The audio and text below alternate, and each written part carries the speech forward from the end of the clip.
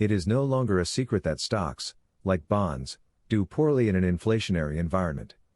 We have been in such an environment for most of the past decade, and it has indeed been a time of troubles for stocks. But the reasons for the stock market's problems in this period are still imperfectly understood. There is no mystery at all about the problems of bondholders in an era of inflation. When the value of the dollar deteriorates month after month, a security with income and principal payments denominated in those dollars isn't going to be a big winner. You hardly need a Ph.D. in economics to figure that one out. It was long assumed that stocks were something else. For many years, the conventional wisdom insisted that stocks were a hedge against inflation. The proposition was rooted in the fact that stocks are not claims against dollars, as bonds are, but represent ownership of companies with productive facilities. These, investors believed, would retain their value in real terms, let the politicians print money as they might. And why didn't it turn but that way? The main reason, I believe, is that stocks, in economic substance, are really very similar to bonds. I know that this belief will seem eccentric to many investors. Ty will immediately observe that the return on a bond, the coupon, is fixed, while the return on an equity investment, the company's earnings, can vary substantially from one year to another. True enough. But anyone who examines the aggregate returns that have been earned by companies during the post-war years will discover something extraordinary: the returns on equity have in fact not varied much at all. The coupon is sticky. In the first 10 years after the war, the decade ending in 1955, the Dow Jones Industrials had an average annual return on year-end equity of 12.8%. In the second decade, the figure was 10.1%. In the third decade it was 10.9%. Data for a larger universe, the Fortune 500, whose history goes back only to the mid-1950s, indicates somewhat similar results: 11.2% in the decade ending in 1965, 11.8% in the decade through 1975. The figures for a few exceptional years have been substantially higher. The high for the 500 was 14.1% in 1974, or lower, 9.5% in 1958 and 1970, but over the years, and in the aggregate, the return on book value tends to keep coming back to a level around 12%. It shows no signs of exceeding that level significantly in inflationary years, or in years of stable prices, for that matter. For the moment, let's think of those companies, not as listed stocks, but as productive enterprises. Let's also assume that the owners of those enterprises had acquired them at book value. In that case, their own return would have been around 12% too, and because the return has been so consistent, it seems reasonable to think of it as an equity coupon. In the real world, of course, investors in stocks don't just buy and hold. Instead, many try to outwit their fellow investors in order to maximize their own proportions of corporate earnings. This thrashing about, obviously fruitless in aggregate, has no impact on the equity coupon but reduces the investor's portion of it, because he incurs substantial frictional costs, such as advisory fees and brokerage charges. Throw in an active options market, which adds nothing to the productivity of American enterprise but requires a cast of thousands to man the casino, and frictional costs rise further. Stocks are perpetual. It is also true that in the real world investors in stocks don't usually get to buy at book value. Sometimes they have been able to buy in below book, usually, however, they've had to pay more than book, and when that happens there is further pressure on that 12%. I'll talk more about these relationships later. Meanwhile, let's focus on the main point: as inflation has increased, the return on equity capital has not. Essentially, those who buy equities receive securities with an underlying fixed return, just like those who buy bonds. Of course, there are some important differences between the bond and stock forms. For openers, bonds eventually come due. It may require a long wait, but eventually the bond investor gets to renegotiate the terms of his contract. If current and prospective rates of inflation make his old coupon look inadequate, he can refuse to play further unless coupons currently being offered rekindle his interest. Something of this sort has been going on in recent years. Stocks, on the other hand, are perpetual. They have a maturity date of infinity. Investors in stocks are stuck with whatever return corporate America happens to earn. If corporate America is destined to earn 12%, then that is the level investors must learn to live with. As a group, stock investors can neither opt out nor renegotiate. In the aggregate, their commitment is actually increasing. Individual companies can be sold or liquidated and corporations can repurchase their own shares. On balance, however, new equity flotations and retained earnings guarantee that the equity capital locked up in the corporate system will increase. So, score 1 for the bond form. Bond coupons eventually will be renegotiated, equity coupons won't. It is true, of course, that for a long time a 12% coupon did not appear in need of a whole lot of correction. The bondholder gets it in cash. There is another major difference between the garden variety of bond and our new exotic 12% equity bond that comes to the Wall Street costume ball dressed in a stock certificate. In the usual case, a bond investor receives his entire coupon in cash and is left to reinvest it as best he can.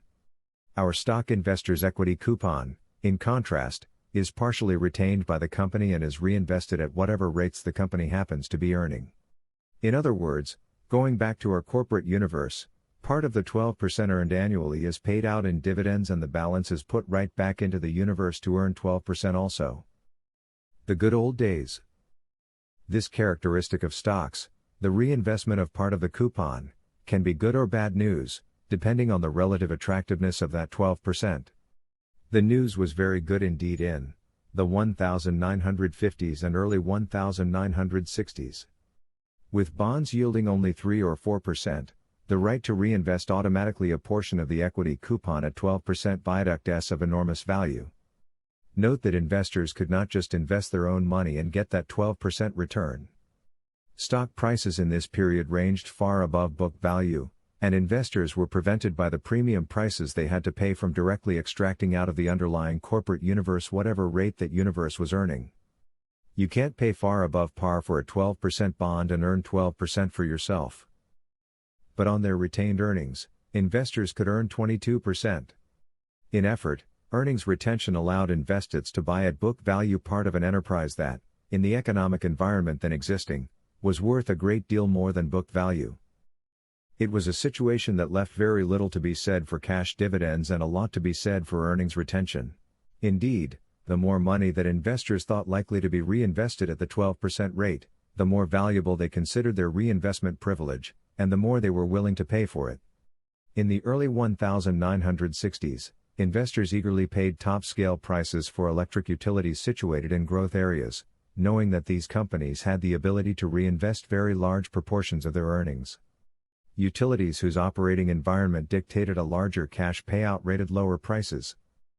If, during this period, a high-grade, non-callable, long-term bond with a 12% coupon had existed, it would have sold far above par. And if it were a bond with a further unusual characteristic, which was that most of the coupon payments could be automatically reinvested at par in similar bonds, the issue would have commanded an even greater premium. In essence, growth stocks retaining most of their earnings represented just such a security. When their reinvestment rate on the added equity capital was 12% while interest rates generally were around 4%, investors became very happy, and, of course, they paid happy prices.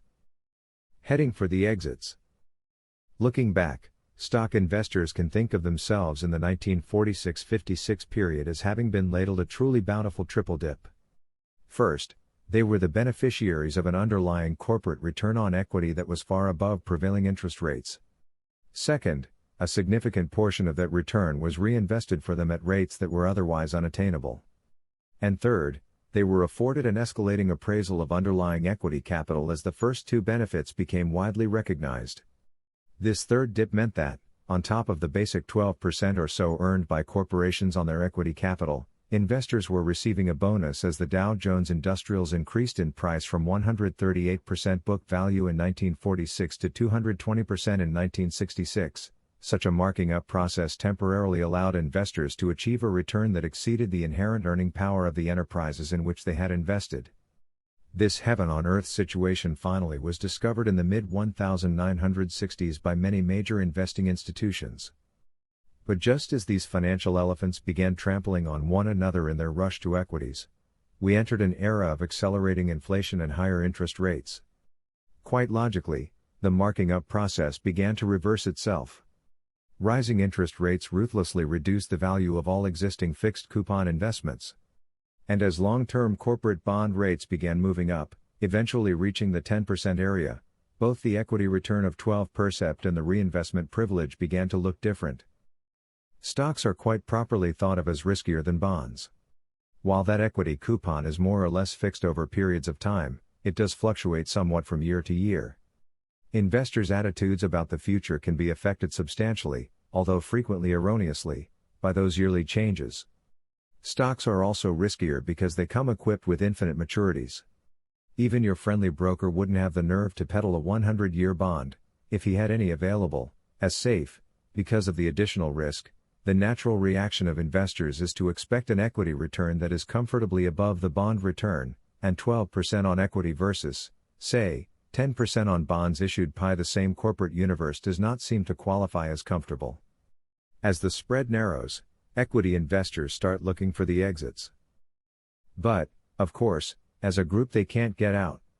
All they can achieve is a lot of movement, substantial frictional costs, and a new, much lower level of valuation, reflecting the lessened attractiveness of the 12% equity coupon under inflationary conditions. Bond investors have had a succession of shocks over the past decade in the course of discovering that there is no magic attached to any given coupon level. At 6%, or 8%, or 10%, bonds can still collapse in price. Stock investors, who are in general not aware that they too have a coupon, are still receiving their education on this point. 5 ways to improve earnings. Must we really view the 12% equity coupon as immutable? Is there any law that says the corporate return on equity capital cannot adjust itself upward in response to a permanently higher average rate of inflation? There is no such law, of course. On the other hand, corporate America cannot increase earnings by desire or decree. To raise that return on equity, corporations would need at least one of the following. 1. An increase in turnover, i.e., in the ratio between sales and total assets employed in the business. 2. Cheaper leverage. 3. More leverage. 4. Lower income taxes. 5. Wider operating margins on sales. And that's it. There simply are no other ways to increase returns on common equity. Let's see what can be done with these. We'll begin with turnover. The 3 major categories of assets we have to think about for this exercise are accounts receivable, inventories, and fixed assets such as plants and machinery. Accounts receivable go up proportionally as sales go up, whether the increase in dollar sales is produced by more physical volume or by inflation. No room for improvement here. With inventories, the situation is not quite as simple. Over the long term, the trend in unit inventories may be expected to follow the trend in unit sales. Over the short term, however, the physical turnover rate may bob around because of spatial influences, e.g., cost expectations, or bottlenecks. The use of last in, first out, LIFO, inventory valuation methods serves to increase the reported turnover rate during inflationary times. When dollar sales are rising because of inflation, inventory valuations of a LIFO company either will remain level, if unit sales are not rising, or will trail the rise in dollar sales, if unit sales are rising. In either case, dollar turnover will increase. During the early 1970s, there was a pronounced swing by corporations toward LIFO accounting, which has the effect of lowering a company's reported earnings and tax bills. The trend now seems to have slowed. Still, the existence of a lot of LIFO companies, plus the likelihood that some others will join the crowd, ensures some further increase at the reported turnover of inventory. Data shows that 80% of people watching my videos are not subscribed. Remember, subscribing is free, it only takes a couple of seconds and you can unsubscribe at any time. Please help me and my channel by subscribing. Now back to the video. The gains are apt to be modest. In the case of fixed assets, any rise in the inflation rate, assuming it affects all products equally, will initially have the effect of increasing turnover. That is true because sales will immediately reflect the new price level, while the fixed asset account will reflect the change only gradually, i.e., as existing assets are retired and replaced at the new prices. Obviously, the more slowly a company goes about this replacement process, the more the turnover ratio will rise. The action stops, however, when a replacement cycle is completed. Assuming a constant rate of inflation, sales and fixed assets will then begin to rise in concert at the rate of inflation. To sum up, inflation will produce some gains in turnover ratios. Some improvement would be certain because of LIFO, and some would be possible, if inflation accelerates, because of sales rising more rapidly than fixed assets. But the gains are apt to be modest and not of a magnitude to produce substantial improvement in returns on equity capital. During the decade ending in 1975, despite generally accelerating inflation and the extensive use of LIFO accounting, the turnover ratio of the Fortune 500 went only from 1.181 to 1.291. Cheaper leverage? Not likely. High rates of inflation generally cause borrowing to become dearer, not cheaper. Galloping rates of inflation create galloping capital needs, and lenders, as they become increasingly distrustful of long-term contracts, become more demanding. But even if there is no further rise in interest rates, leverage will be getting more expensive because the average cost of the debt now on corporate books is less than would be the cost of replacing it. And replacement will be required as the existing debt matures. Overall, then, future changes in the cost of leverage seem likely to have a mildly depressing effect on the return on equity. More leverage? American business already has fired many, if not most, of the more leverage bullets once available to it. Proof of that proposition can be seen in some other Fortune 500 statistics. In the 20 years ending in 1975, stockholders' equity as a percentage of total assets declined for the 500 from 63% to just under 50%. In other words, each dollar of equity capital now is leveraged much more heavily than it used to be. What the lenders learned. An irony of inflation-induced financial requirements is that the highly profitable companies, generally the best credits, require relatively little debt capital. But the laggards in profitability never can get enough. Lenders understand this problem much better than they did a decade ago, and are correspondingly less willing to let capital-hungry, low profitability enterprises leverage themselves to the sky. Nevertheless, given inflationary conditions, many corporations seem sure in the future to turn to still more leverage as a means of shoring up equity returns. Their managements will make that move because they will need enormous amounts of capital, often merely to do the same physical volume of business, and will wish to get it without cutting dividends or making equity offerings that, because of inflation, are not apt to shape up as attractive. Their natural response will be to heap on debt, almost regardless of cost. They will tend to behave like those utility companies that argued over an eighth of a point in the 1960s and were grateful to find 12% debt financing in 1974. Added debt at present interest rates, however, will do less for equity returns than did added debt at 4% rates at the early 1960s. There is also the problem that higher debt ratios cause credit ratings to be lowered, creating a further rise in interest costs. So that is another way, to be added to those already discussed, in which the cost of leverage will be rising. In total, the higher costs of leverage are likely to offset the benefits of greater leverage. Besides, there is already far more debt in corporate America than is conveyed by conventional balance sheets. Many companies have massive pension obligations geared to whatever pay levels will be in effect when present workers retire. At the low inflation rates of 1965-65, the liabilities arising from such plans were reasonably predictable.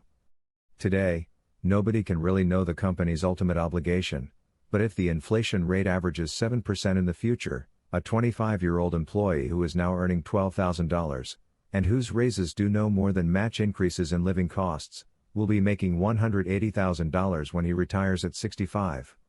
Of course, there is a marvelously precise figure in many annual reports each year, purporting to be the unfunded pension liability.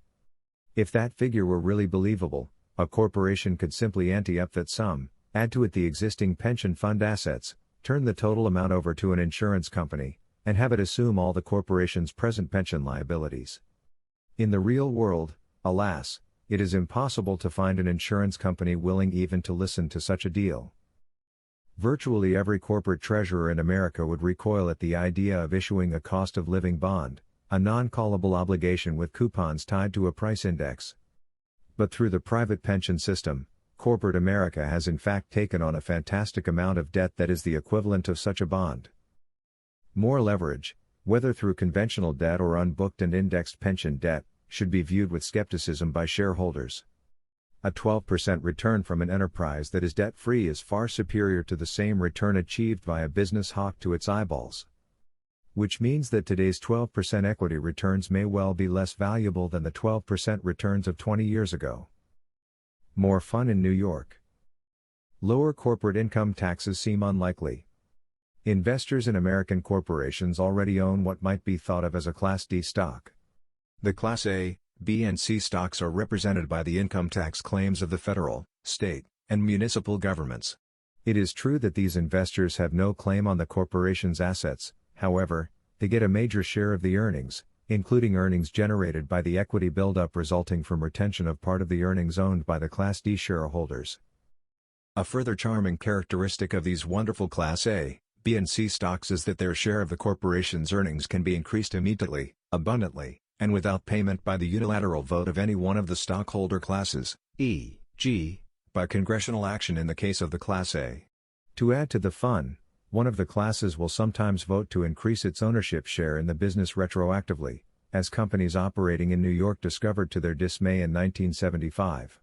Whenever the Class A, B or C stockholders vote themselves a larger share of the business, the portion remaining for Class D, that's the one held by the ordinary investor, declines. Looking ahead, it seems unwise to assume that those who control the A, B and C shares will vote to reduce their own take over the long run. The Class D shares probably will have to struggle to hold their own.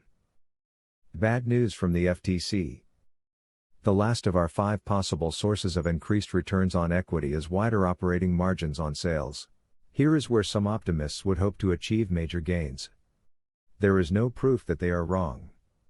Boo, there are only 100 cents in the sales dollar and a lot of demands on that dollar before we get down to the residual, pre-tax profits. The major claimants are labor, raw materials, energy, and various non-income taxes. The relative importance of these costs hardly seems likely to decline during an age of inflation. Recent statistical evidence, furthermore, does not inspire confidence in the proposition that margins will widen in a period of inflation. In the decade ending in 1965, a period of relatively low inflation, the universe of manufacturing companies reported on quarterly by the Federal Trade Commission had an average annual pre-tax margin on sales of 8.6%. In the decade ending in 1975, the average margin was 8%. Margins were down, in other words, despite a very considerable increase in the inflation rate. If business was able to base its prices on replacement costs, margins would widen in inflationary periods. But the simple fact is that most large businesses, despite a widespread belief in their market power, just don't manage to pull it off. Replacement cost accounting almost always shows that corporate earnings have declined significantly in the past decade. If such major industries as oil, steel, and aluminum really have the oligopolistic muscle imputed to them, one can only conclude that their pricing policies have been remarkably restrained. There you have the complete lineup, 5 factors that can improve returns on common equity, none of which, by my analysis, are likely to take us very far in that direction in periods of high inflation. You may have emerged from this exercise more optimistic than I am. But remember, returns in the 12% area have been with us a long time. The investor's equation. Even if you agree that the 12% equity coupon is more or less immutable, you still may hope to do well with it in the years ahead. It's conceivable that you will. After all, a lot of investors did well with it for a long time. But your future results will be governed by 3 variables: the relationship between book value and market value, the tax rate, and the inflation rate. Let's wade through a little arithmetic about book and market value. When stocks consistently sell at book value, it's all very simple.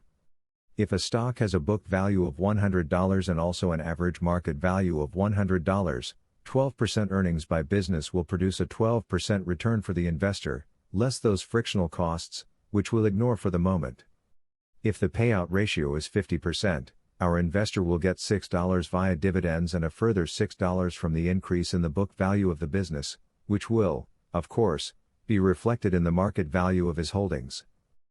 If the stock sold at 150% of book value, the picture would change. The investor would receive the same $6 cash dividend, but it would now represent only a 4% return on his $150 cost. The book value of the business would still increase by 6%, to $106, and the market value of the investor's holdings, valued consistently at 150% of book value, would similarly increase by 6%, to $159. But the investor's total return, i.e., from appreciation plus dividends, would be only 10% versus the underlying 12% earned by the business. When the investor buys in below book value, the process is reversed. For example, if the stock sells at 80% of book value, the same earnings and payout assumptions would yield 7.5% from dividends, $6 on an $80 price, and 6% from appreciation, a total return of 13.5%. In other words, you do better by buying at a discount rather than a premium, just as common sense would suggest. During the post-war years, the market value of the Dow Jones Industrials has been as low as 84% of book value, in 1974, and as high as 232%, in 1965. Most of the time the ratio has been well over 100%. Early this spring, it was around 110%, let's assume that in the future the ratio will be something close to 100%, meaning that investors in stocks could earn the full 12%. At least, they could earn that figure before taxes and before inflation. 7% after taxes. How large a bite might taxes take out of the 12%? For individual investors, it seems reasonable to assume that federal, state, and local income taxes will average perhaps 50% on dividends and 30% on capital gains. A majority of investors may have marginal rates somewhat below these, but many with larger holdings will experience substantially higher rates. Under the new tax law, as Fortune observed last month, a high-income investor in a heavily taxed city could have a marginal rate on capital gains as high as 56%. See the Tax Practitioners Act of 1976.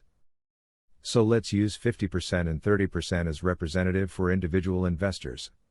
Let's also assume, in line with recent experience, that corporations earning 12% on equity pay out 5% in cash dividends, 2.5% after tax, and retain 7%, with those retained earnings producing a corresponding market value growth, 4.9% after the 30% tax. The after-tax return, then, would be 7.4%. Probably this should be rounded down to about 7% to allow for frictional costs. To push our stocks as disguised bonds thesis one notch further, then, stocks might be regarded as the equivalent, for individuals, of 7% tax-exempt perpetual bonds. The number nobody knows. Which brings us to the crucial question, the inflation rate. No one knows the answer on this one, including the politicians, economists, and establishment pundits, who felt, a few years back, that with slight nudges here and there unemployment and inflation rates would respond like trained seals. But many signs seem negative for stable prices, the fact that inflation is now worldwide, the propensity of major groups in our society to utilize their electoral muscle to shift, rather than solve, economic problems, the demonstrated unwillingness to tackle even the most vital problems, e.g., energy and nuclear proliferation, if they can be postponed, and a political system that rewards legislators with re-election if their actions appear to produce short-term benefits even though their ultimate imprint will be to compound long-term pain. Most of those in political office, quite understandably, are firmly against inflation and firmly in favor of policies producing it. This schizophrenia hasn't caused them to lose touch with reality, however. Congressmen have made sure that their pensions, unlike practically all granted in the private sector, are indexed to cost of living changes after retirement. Discussions regarding future inflation rates usually probe the subtleties of monetary and fiscal policies. These are important variables in determining the outcome of any specific inflationary equation. But, at the source, peacetime inflation is a political problem, not an economic problem. Human behavior, not monetary behavior, is the key.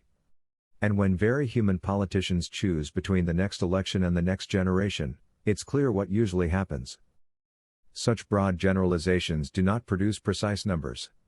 However, it seems quite possible to me that inflation rates will average 7% in future years. I hope this forecast proves to be wrong. And it may well be. Forecasts usually tell us more of the forecaster than of the future. You are free to factor your own inflation rate into the investor's equation. But if you foresee a rate averaging 2% or 3%, you are wearing different glasses than I am. So there we are, 12% before taxes and inflation, 7% after taxes and before inflation, and maybe 0% after taxes and inflation. It hardly sounds like a formula that will keep all those cattle stampeding on TV. As a common stockholder, you will have more dollars, but you may have no more purchasing power. Out with Ben Franklin, a penny saved is a penny earned, and in with Milton Friedman, a man might as well consume his capital as invest it. What widows don't notice. The arithmetic makes it plain that inflation is a far more devastating tax than anything that has been enacted by our legislatures. The inflation tax has a fantastic ability to simply consume capital. It makes no difference to a widow with her savings in a 5% passbook account whether she pays 100% income tax on her interest income during a period of zero inflation, or pays no income taxes during years of 5% inflation. Either way, she is taxed in a manner that leaves her no real income whatsoever. Any money she spends comes right out of capital. She would find outrageous a 120% income tax, but doesn't seem to notice that 6% inflation is the economic equivalent. If my inflation assumption is close to correct, disappointing results will occur not because the market falls, but in spite of the fact that the market rises.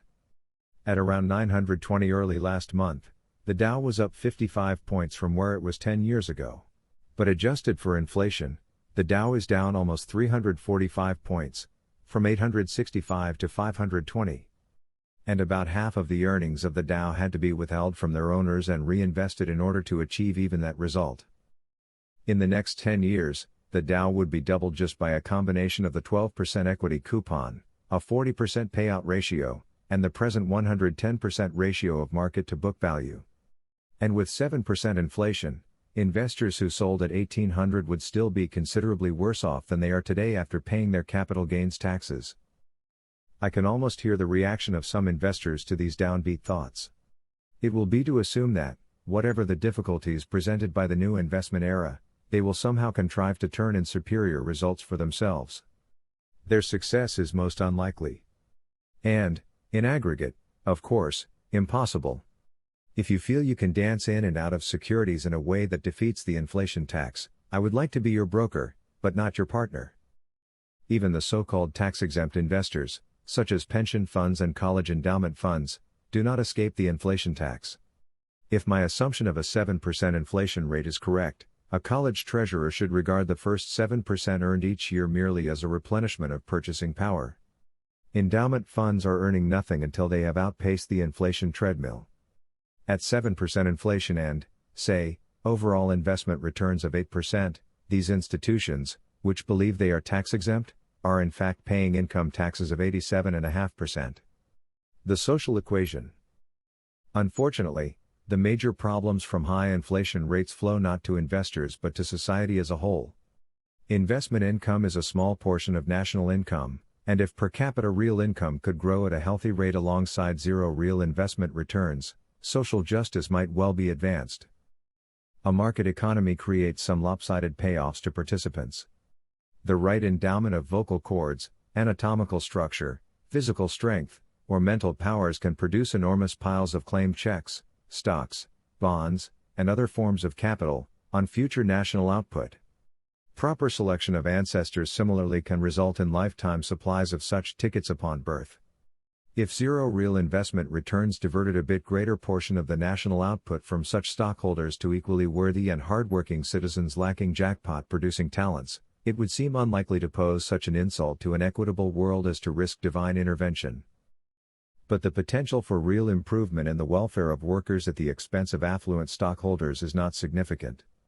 Employee compensation already totals 28 times the amount paid out in dividends, and a lot of those dividends now go to pension funds, non-profit institutions such as universities, and individual stockholders who are not affluent. Under these circumstances, if we now shifted all dividends of wealthy stockholders into wages, something we could do only once, like killing a cow, or, if you prefer, a pig, we would increase real wages by less than we used to obtain from 1 year's growth of the economy. The Russians understand it too. Therefore, diminishment of the affluent, through the impact of inflation on their investments, will not even provide material short-term aid to those who are not affluent. Their economic well-being will rise or fall with the general effects of inflation on the economy. And those effects are not likely to be good. Large gains in real capital, invested in modern production facilities, are required to produce large gains in economic well-being.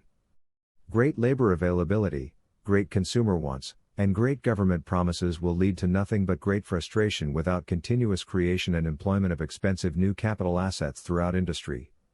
That's an equation understood by Russians as well as Rockefellers. And it's one that has been applied with stunning success in West Germany and Japan. High capital accumulation rates have enabled those countries to achieve gains in living standards at rates far exceeding ours, even though we have enjoyed much the superior position in energy.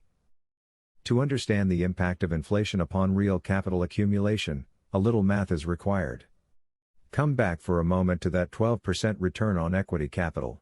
Such earnings are stated after depreciation, which presumably will allow replacement of present productive capacity, if that plant and equipment can be purchased in the future at prices similar to their original cost. The way it was. Let's assume that about half of earnings are paid out in dividends, leaving 6% of equity capital available to finance future growth. If inflation is low, say, 2%, a large portion of that growth can be real growth in physical output.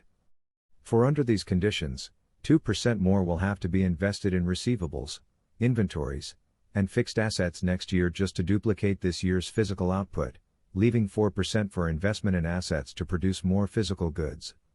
The 2% finances illusory dollar growth reflecting inflation and the remaining 4% finances real growth. If population growth is 1%, the 4% gain in real output translates into a 3% gain in real per capita net income. That, very roughly, is what used to happen in our economy. Now move the inflation rate to 7% and compute what is left for real growth after the financing of the mandatory inflation component. The answer is nothing, if dividend policies and leverage ratios remain unchanged. After half of the 12% earnings are paid out, the same 6% is left, but it is all conscripted to provide the added dollars needed to transact last year's physical volume of business. Many companies, faced with no real retained earnings with which to finance physical expansion after normal dividend payments, will improvise. How, they will ask themselves, can we stall or reduce dividends without risking stockholder wrath? I have good news for them, ready-made set of blueprints is available.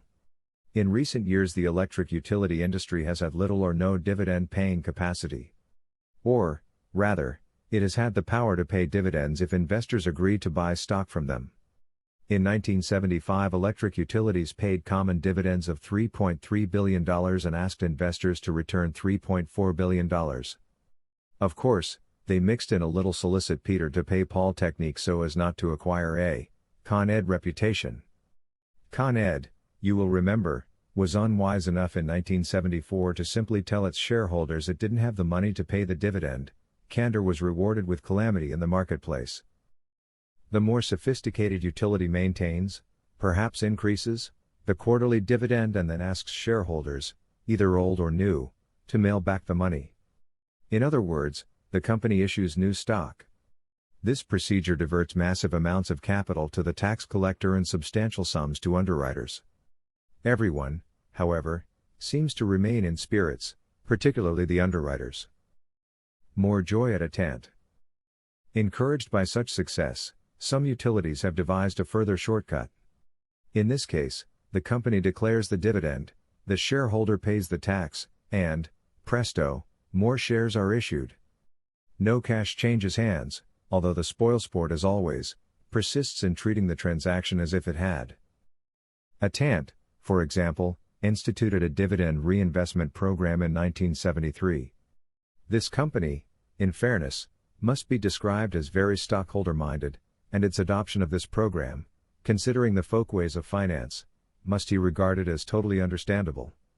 But the substance of the program is out of Alice in Wonderland.